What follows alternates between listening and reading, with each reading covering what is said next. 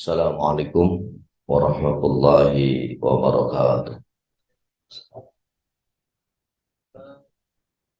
Alhamdulillahilladzi arsala rasulahu Muhammadan ila kafatin nas wa anzala ma'ahul kitab lifarriqa bihi bainal haqqi wal batil wa bainal ma'rufi wal munkar wa hadana ila siratin mustaqim. Asyhadu an la ilaha illallah wa asyhadu anna Muhammad abduhu wa rasuluhul mab'uts rahmatan lil alamin. Allahumma sholli wa sallim wa karim wa barik ala Muhammadin wa ala alihi wa sahbihi ajma'in. Subhanaka la ilma lana illa ma 'allamtana innaka antal alimul hakim. Wala haula wala quwwata illa billahil aliyyil. Puji dan syukur kita panjatkan kehadirat Allah Subhanahu wa Ta'ala pada hari ini. Allah masih berikan kesempatan kepada kita untuk mendekat kepada Allah Subhanahu wa Ta'ala. Kita telah melakukan ibadah-ibadah yang utama. Salat di awal waktu berjamaah dilakukan di masjid, bahkan kita lanjutkan dengan majelis ilmu, majelis silaturahim, majelis zikir. Mudah-mudahan kita berharap pada Allah semoga ibadah kita tidak hanya hari ini, tetapi seluruh amal ibadah dalam kehidupan kita semuanya dapat dijadikan amal ibadah yang diterima dan diridhoi oleh Allah Subhanahu wa Ta'ala. Salawat dan salam semoga selalu selamanya tercurah pada baginda Nabi Muhammad SAW beserta para keluarganya, sahabatnya, serta pengikutnya yang setia dan istiqomah terhadap ajaran dan sunnahnya sampai yaumil qiyamah. Rasulullah Shallallahu Alaihi Wasallam di dalam kitab Mukhtarul Ahadits An-Nabawiyah, Said Ahmad Al-Hashimi mencatat hadis Rasul yang diriwayatkan oleh Imam Baihaqi bahwa baginda Nabi Muhammad SAW setiap memasuki bulan Rajab, bahkan sebelum bulan Rajab, berdoa-doa pada Rasulullah, pada Allah Subhanahu wa Ta'ala. Doa yang sekarang sudah mulai familiar dan banyak digunakan dan dibaca oleh para ulama yang mungkin kita semua sudah hafal. Allahumma barik lana fi Rajab wa Sya'bana. Ada satu riwayat wa barik lana fi Ramadan, ada yang wa ballighna Ramadan. Ini yang pertama Allah sebutkan Rajab. Rasulullah mempredikatkan Rajab itu adalah Sahrullah, bulan Allah. Ini bulan Allah karena pada bulan Rajab Allah tunjukkan tanda kebesaran kepada baginda Nabi dalam peristiwa Isra dan Mi'raj.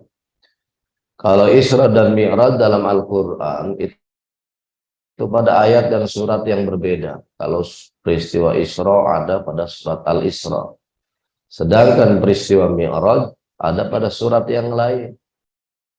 Ada yang tahu Bapak surat apa? Kalau ada yang tahu, Ustaz kasih hadiah, umroh cuma-cuma, cuma sampai bandara balik lagi. Namanya umroh cuma-cuma ya. Mi'raj ada pada surat An-Najm ya. Kalau kita bahas nih satu bulan Rajab, jadi ceramah Zuhur Selasa ini ceramah 3 bulan, mungkin ceramah terlama ya. Ceramahnya tiga bulan. Yang pertama bulan Rajab, ini bulan Allah tunjukkan tanda kebesaran. Peristiwa Isra dan Mi'raj, surat Al-Isra diawali kalimat tasbih. Subhana. Kita lihat dalam tafsir Ibnu Katsir. Di sana dijelaskan kalimat tasbih dalam surat Al-Isra itu makna dan tujuan yang pertama adalah sumpah Allah dengan zatnya. Subhana, maha suci Allah. bahwa benar-benar terjadi peristiwa Isra dan Mi'raj. Sebab ada orang yang nggak percaya sama Isra Mi'raj, bukan sekarang aja, dulu juga ada. Ketika dengar peristiwa Isra Mi'raj, dia nggak percaya. Bahkan kembali lagi kepada agama nenek moyang mereka. Kenapa? Yang jadi ukuran adalah kemampuan manusia, bukan kemampuan Allah. Kalau dianalogikan semut, semut ikut mobil saya. Kemudian tadi berangkat jam 10, sampai di sini setengah 12. Nanti pulang lagi sampai rumah jam 2 kurang. Semutnya ngomong ke temannya, Mut, tadi gue pergi ke Kuningan. Ini Kuningan ya? Ya, Gatot Subroto. Sekarang udah balik lagi. Itu kalau ngitung ukur kemampuan semut, kata temennya, lu kagak bakalan. Bohong lu. Sekenceng apapun lu lari, kata temannya semut, nggak bakalan sampai lagi jam 2 kurang di sini. Itu kalau mengukur dengan kemampuan. Akhirnya semutnya bilang, gua kagak jalan sendiri, tapi ikut naik mobilnya Ustadz Joka. Nah, baru dia percaya. Isra Mi'raj juga sama, kalau menghitung kemampuan manusia sampai botak sariawan kagak bakalan kita mampu. Karena itu asra bahasanya. Jadi dijalankan Rasulullah oleh Allah Subhanahu wa taala. Ini tasbih yang pertama maknanya. Kemudian makna yang kedua, subhana maha suci Allah. Ini perjalanan Isra, perjalanan suci. Yang dijalankan Nabi Muhammad, hamba Allah yang disucikan. Nabi maksum, selamat dari perbuatan salah, hilaf, dan dosa. Jangankan akhlaknya, jasmaninya Allah sempurnakan. Kenapa? Akan dijadikan prototipe insan kamil oleh Allah, suri teladan untuk seluruh umat manusia. Jadi seluruh jasmaninya Allah sempurna. Wajah tampan menawan, tak bosan dipandang mata Rasul. Jadi kalau ngelihat wajah Nabi nggak bosan. Pernah dalam Sirah Nabawiyah dijelaskan, Nabi pernah dakwah dari duha sampai asar di rumah Al-Arqam bin Abil Arqam. Tidak ada satupun sahabat yang keluar dari majlis Rasulullah. Kenapa? Senang duduk dan melihat wajah Rasulullah. Coba kalau ada kiai, ustadz, ustazah, habib, ceramah dari duha sampai asar. Kira-kira jamaah pada pulang apa kagak? Bukan cuma pulang tuh kiai disumpahin. Sambil keluar tuh jamaah bilang tuh kiai sambar geledek banget. Dari duha sampai asar gak kelar-kelar ceramah, kagak punya otak pisan begitu. Ini Rasulullah sahabat nggak ada yang keluar. Senang melihat wajah Nabi Muhammad. Ulama menjelaskan, Pak, kalau selama ini Bapak tahu Nabi yang ganteng, Nabi Yusuf. Saking gantengnya Nabi Yusuf, falamma ra'ainahu akbarnahu wa qata'na aydiyahunna wa qulna hasalillahi ma hadza bashar in hadza illa malakun karim. Saking tampannya Nabi Yusuf itu perempuan motong jari dengan pisau tanpa terasa. Tetapi kata ulama, jika kasab ketampanan Nabi Muhammad dibuka di dunia ini oleh Allah, itu perempuan dunia bukan cuma ngiris jari, dia akan mengoyak jantung dan hatinya. Saking tampannya Rasulullah Shallallahu Alaihi Wasallam. Jadi wajah tampan menawan, tak bosan dipandang mata. Kalau ngomong, omongannya bagaikan mutiara, nggak pernah nyinggung orang lain. Wa idza taqallama faqa'anna madurru yasfutu min dzalikal kalam. Kalau ngomong, omongannya bagaikan mutiara yang berjatuhan dari mulut Rasulullah. Kalau berjalan di panas terik matahari, awan mengiringi tidak nampak bayangan. Kemudian kalau berkeringat, keringatnya harum, semerbak bagaikan minyak kasturi. Kalau Nabi salaman dengan tangan sahabat wangi sampai berhari-hari. Kalau Nabi jalan di jalan Kuningan sini ya, jalan Gatot Subroto, ini orang-orang besok tahu Nabi habis jalan sini. Dari mana? Wa idza marra bitorikin urifa min tibihi annahu qad marra. Jadi ada wangi di setiap jalan yang dilalui. Kalau ada anak kecil main di sekitar Ka'bah, anaknya dipegang Nabi, digendong Nabi. Bapak ibunya di rumah tahu anaknya habis dipegang dan digendong Rasul. Dari wangi, itu anak pergi biasa aja, pulang berubah menjadi wangi. Ummu Aiman pernah ngelihat Nabi lagi tidur di bawah pohon kurma, ya. Kemudian keringatnya diambil, ya, diseka, dibawa, taruh di rumahnya, dikasihin anaknya. Jadi jasmaninya Allah sempurnakan. Bahkan ulama tuh merangkai satu syair.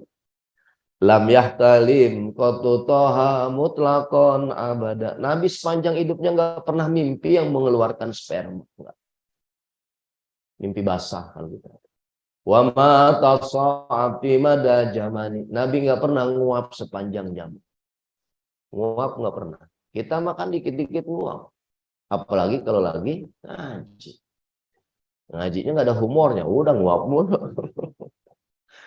Kalau ngaji serius banget ya. Kalau Ustaz Joker saya ngajinya nggak serius. Ya, makalah dikenal dengan dakocan, dakwah komedi canda. Saya sekarang sering ditendemin dengan komedian, ya. Makanya jangan heran kalau ceramahnya nggak serius-serius, ya. Yang penting ada yang disampaikan masuk nilai-nilai agama sambil hatinya senang. Sebab kalau hati nggak senang, cemberut, susah juga ilmu masuknya. Makanya biar bahagia itu. Karena jadi penceramah sekarang serba salah, Pak.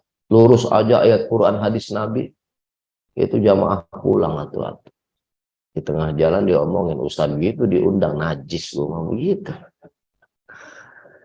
Ada yang ceramah kayak gitu dulu, ayat Quran hadis Nabi nggak ada humornya. Lalu pada pulang, tinggal anak muda depan nggak pulang. Ini kelar ceramah dipuji abis-abisan tuh anak muda sama penceramah. Tong, akhlak lu mulia banget denger ceramah gua lu. Sampai kelar lu nggak keluar kayak orang lain. Dia bilang saya nggak keluar bukan karena akhlak mulia Pak Ustaz, tapi sejadah saya diinjak Ustaz. Kalau Ustaz kagak injak, gua pulang dari tadi kata dia begitu. Ini Nabi Muhammad nggak pernah nguap sepanjang zaman. Kemudian jubabatun abadan fi jismihil has. Jubabah, laler. Itu laler nggak pernah mencolok di tubuh Rasulullah. Ini menurut keterangan dari Al-Habib Umar Al-Hafid, kenapa laler nggak mencolok di tubuh Nabi? Karena Nabi itu tubuhnya wangi, makin berkeringat makin wangi. Laler nggak suka sama yang wangi, sukanya sama yang bau-bau. Ya. Ini jasmaninya, belum akhlaknya disempurnakan oleh Allah. Sehingga manusia yang akhlaknya secara nyata jelas dipuji oleh Allah dalam surat Al-Qalam, wa innaka la'ala khuluqin azim. Sesungguhnya engkau ya Muhammad memiliki budi pekerti yang amat luhur. Bahkan tidak hanya dikagumi dunia Islam, dunia luar Islam kagum terhadap akhlak Rasulullah. Ada orientalis Yahudi namanya El Sadat, dia ngarang satu buku The Life and Teaching of Muhammad. Tahu kan Ustaz Haddad artinya? Saya bahasa Inggris nilainya AS2 tuh. Karena kanannya pintar bahasa Inggris, kiri saya pintar bahasa Inggris. Jadi nyontek kolaborasi ini.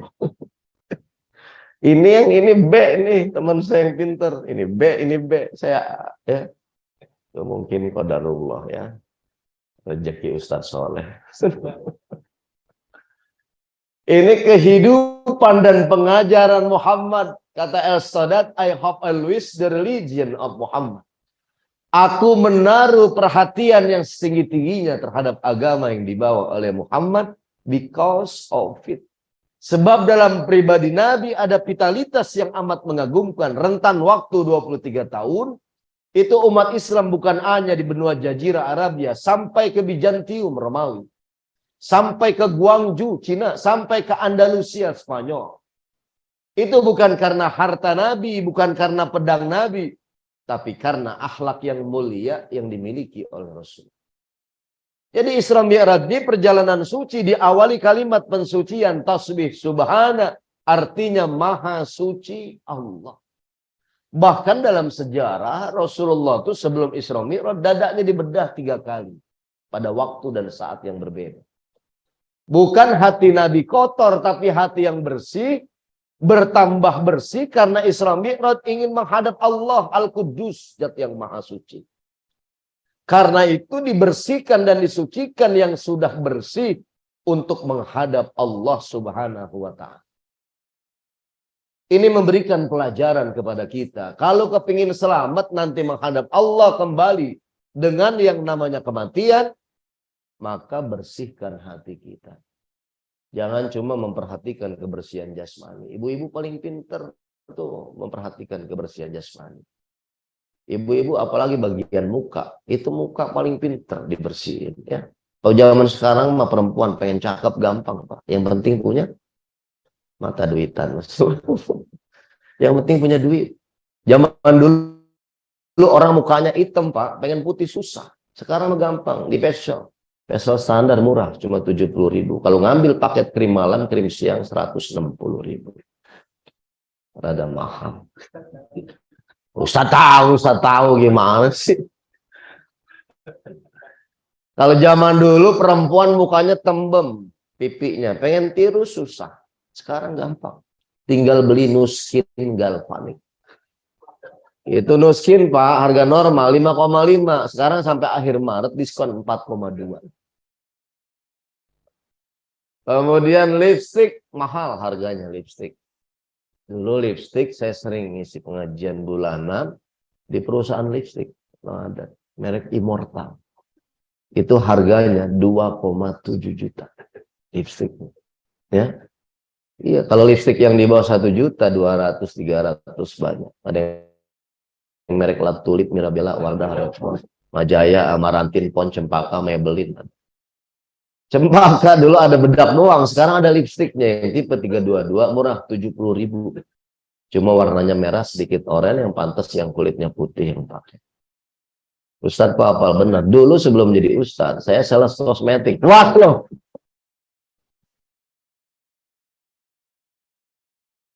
Makanya kalau cuma memperhatikan kebersihan jasmani, bencong paling pinter tuh.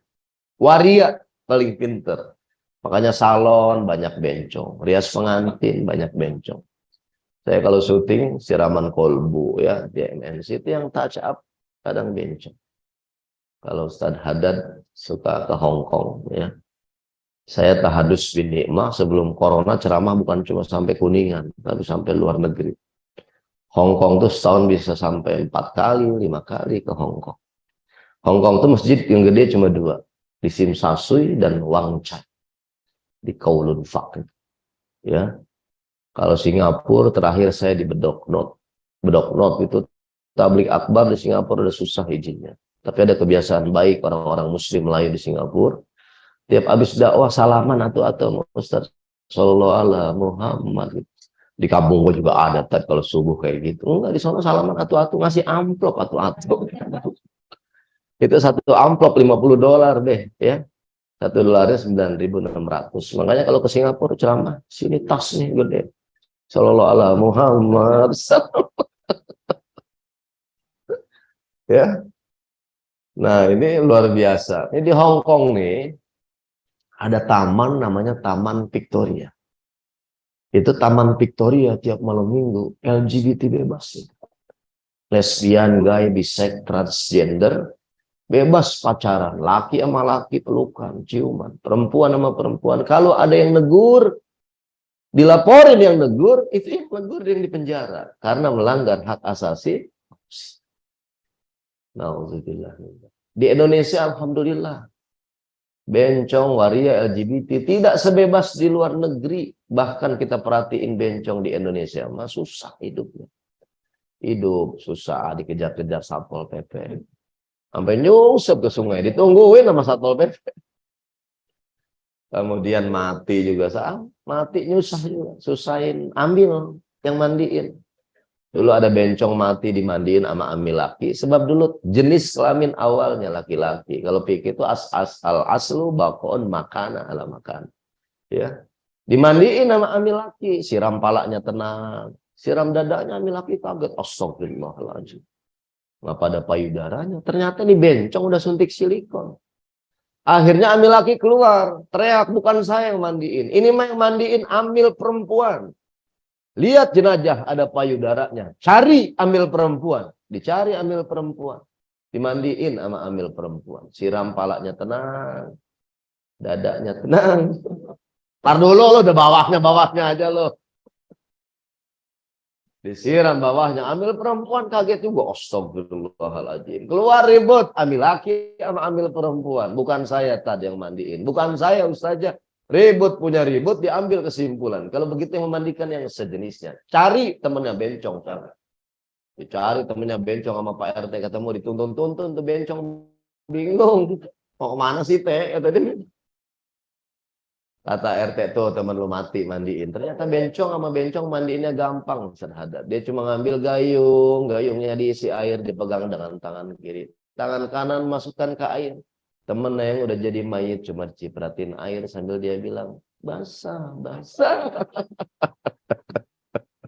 Ya gini kalau ceramah lagi lapar ya.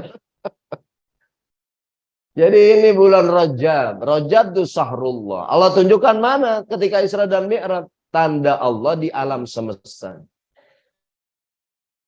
Ini alam semesta sanurihim ayatina fil afaq wa fi anfusihim. Allah tunjukkan tanda kebesarannya di alam semesta bahkan pada diri manusia. Jadi ketika Rasulullah Isra diperlihatkan tuh tanda kebesaran Allah di alam semesta. Ayatnya Bapak udah hafal semua. Wasamsu tajri limustaqarri laha jalika takdirul ajijil wal qamara qaddarnahu manazila hatta adakal urjunil qadim. La samsu yanbaghi laha an tudrikal qamara wa la lailu sabiqun nahar wa kullun fi falaki. Surat Yasin itu ya, masa enggak apa. Dan matahari beredar menurut poros yang telah ditentukan oleh Allah dan bulan pun berpindah-pindah dari satu manazil, satu tempat sehingga akhir bulan-bulan bentuknya kal urjunil qadim, bagaikan dahan tandan yang sudah tua kayak bulan sabit. Malam enggak mendahului siang, siang tidak mendahului malam. Ini tanda kebesaran Allah. Beredarnya matahari, berpindah-pindahnya bulan, tidak berubah sampai hari kiamat kecepatan dan tempatnya. Kenapa? Kalau dia berubah berbenturan satu planet, terjadilah kiamat di dunia. Ternyata inilah sujudnya mereka kepada Allah. Sujudnya matahari, sujudnya bulan, sujudnya langit, sujudnya bumi. Bahkan dalam surat Ar-Rahman, An-Najmu was-sajaru yasjudan. Bintang-bintang, pohon-pohon mereka semua sujud kepada Allah. Sujudnya mereka adalah mengikuti aturan yang sudah ditetapkan oleh Allah. Tidak berubah sampai hari kiamat. Kenapa manusia bisa buat kalender tahun 2030, sekarang 2023. Bisa buat kalender tahun 2050, bahkan manusia bisa meramalkan kapan terjadi gerhana matahari, kapan terjadi gerhana bulan. Kenapa? Karena perhitungan tetap tidak berubah sampai hari kiamat. Itulah yang dinamakan dengan ilmu falak. Jadi mereka sujud kepada Allah. Sehingga apa? Manfaat dan pelajaran yang diambil. Kalau matahari yang besar yang diciptakan Allah, bulan yang begitu besar, bumi yang kita pijak ini besar, mereka semua sujud kepada Allah, mengikuti aturan Allah. Ini manusia, makhluk Allah yang nakal kepada Allah. Makhluk yang kecil, tapi tidak mau taat kepada Allah subhanahu wa ta'ala. Harusnya kita makhluk Allah yang kecil ini taat terus kepada Allah. Bahkan terkadang maksiat terus Allah berikan kepada kita nikmatnya. Tapi maksiat kita pergunakan nikmat itu kepada Allah subhanahu wa ta'ala. Ini diingatkan, kala, jangan begitu. Lu dapat nikmat setiap hari, nggak pernah keputus nikmat dari Allah. Bahkan tidak bisa dihitung nikmat Allah. Tapi kau pergunakan nikmat Tuhanmu untuk maksiat kepada Allah subhanahu wa ta'ala. Jadi kalau sujudnya benar, seorang suami sujudnya benar dalam kehidupannya, maka dia akan jadi imam teladan dalam kehidupan rumah tangga. Seorang istri kalau sujudnya benar kepada Allah, maka dia akan jadi istri soleha. Ini nggak kelihatan sih ya, perempuan. Mukanya kelihatan istri soleha. Kalau mukanya nggak kelihatan, jurik namanya. Ya, karena kalau muka kelihatan masih ada modal untuk jadi istri soleha. Apa? Iza nazarta syarratka. Kalau dipandang suaminya mampu menyenangkan hati suami. Kalau dia menjadi seorang pengusaha, sujudnya benar, maka dia akan gunakan segala usaha, keuntungannya untuk mencari ridha Allah subhanahu wa ta'ala. Nih, bulan Rajab. Kemudian yang kedua, wa Sa'banu sahri, bulan Sa'ban adalah bulanku, kata Rasulullah. Kenapa disandarkan Sa'ban kepada Rasulullah? Singkatnya, ternyata surat Al-Ahzab ayat 56. Ayatnya udah apalah. Innallaha wa malaikatahu yusalluna 'alan nabi ya ayyuhalladzina amanu sallu 'alaihi wa sallimu taslima. Sesungguhnya Allah dan para malaikatnya bersalawat kepada Nabi. Baru diperintahkan, ya ayyuhalladzina amanu, wahai orang yang beriman kepada Allah, bersalawatlah kau kepada nabimu dengan salawat yang sempurna. Jadi ini ayat turun pada bulan Sya'ban. Surat Al-Ahzab ayat 56, perintah bersalawat kepada Nabi turun pada bulan Sya'ban.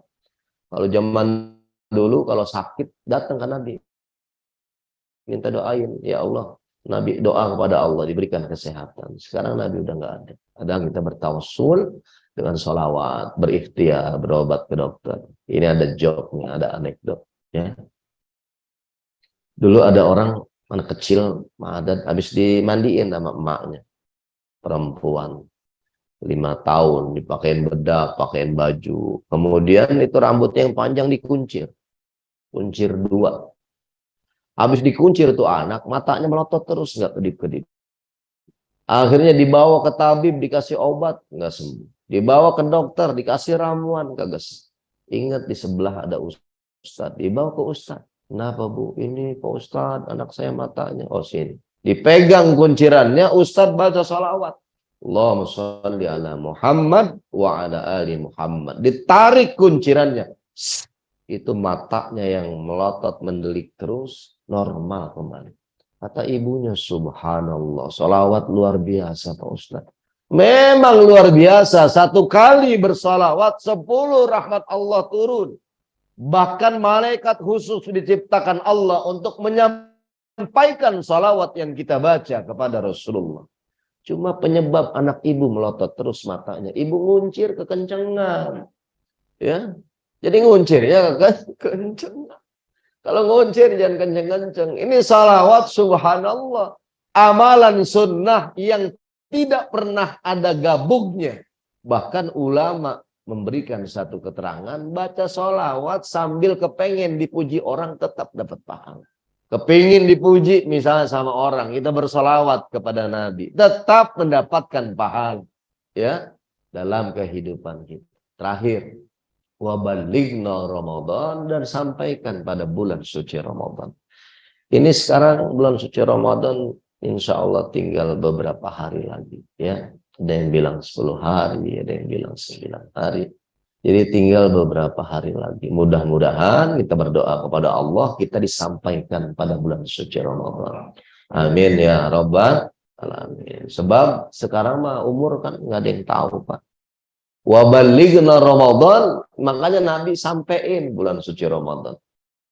Ini 10 hari, 9 hari mau Ramadan, bisa aja nggak ketemu Ramadan. Pulang, tahu-tahu meninggal dunia. Bahkan dalam Nasoihul Ibad tuh, kitab di sana dijelaskan al-mautu ya'ti baghtatan, kematian tuh datangnya tiba-tiba. Kadang-kadang siang zuhur masih bercanda di kantor sama kita. Kemudian malam meninggal dunia, pagi dikabarkan innalillahi wa inna ilaihi. Dadak. Jadi kematian itu datangnya mendadak. Malam masih ngobrol di pos ronda, subuh dikabarkan meninggal dunia. Jadi nggak usah heran karena sudah dikabarkan Nabi kematian itu datangnya mendadak. Yang heran itu pagi meninggal dunia, zuhur berjamaah bareng kita. Itu baru kita heran. Jadi kematian datangnya mendadak, karena itu wabalighna Ramadan, sampaikan ya Allah agar umur saya sampai pada bulan suci Ramadan.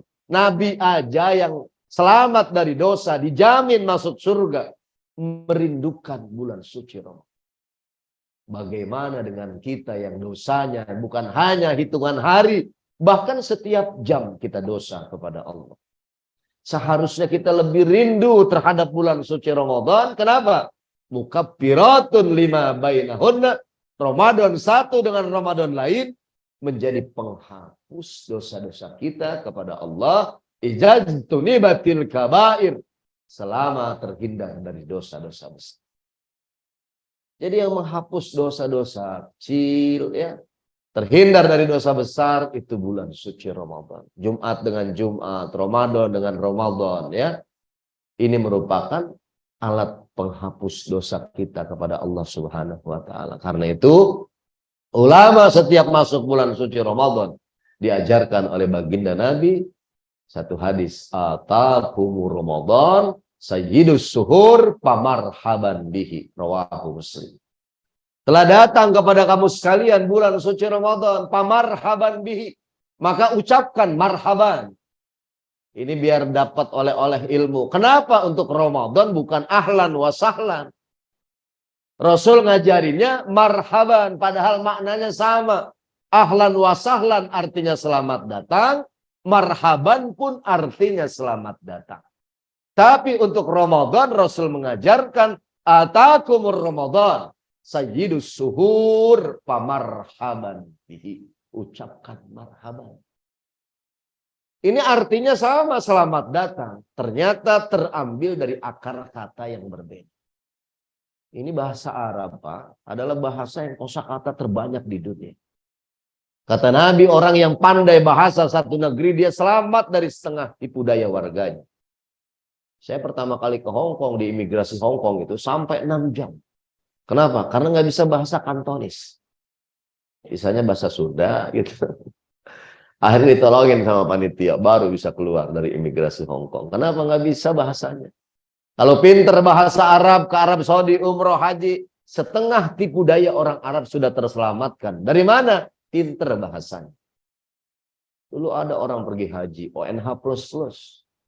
Kalau ONH+ masih kecil, ini plus++. Tidurnya di hotel bintang 7. Kalau bintang 5 masih kecil, ini bintang 7. Matiin lampunya pakai sensor. Ini kong haji habis gusuran tanah, pergi haji. ONH+.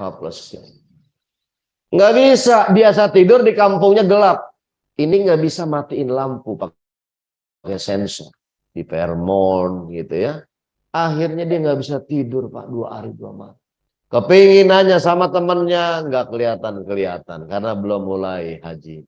Nanya mutawif, nggak datang. Yang warawiri pelayan hotel orang Arab, karena nggak bisa tidur dia nekat, dia panggil pelayan hotel orang Arab. Haji, dia nunjuk lampu, nur, innalillahi wa inna ilaihi raji'un. Ini lampu matiin, gitu maksudnya. Lampu apa? Cahaya. Nur. Mati kan perasaan orang kampung gua kalau ada yang mati. Innalillahi wa inna ilaihi. Pinter juga. Besok belanja oleh-oleh. Dianterin sama mutawif, ya.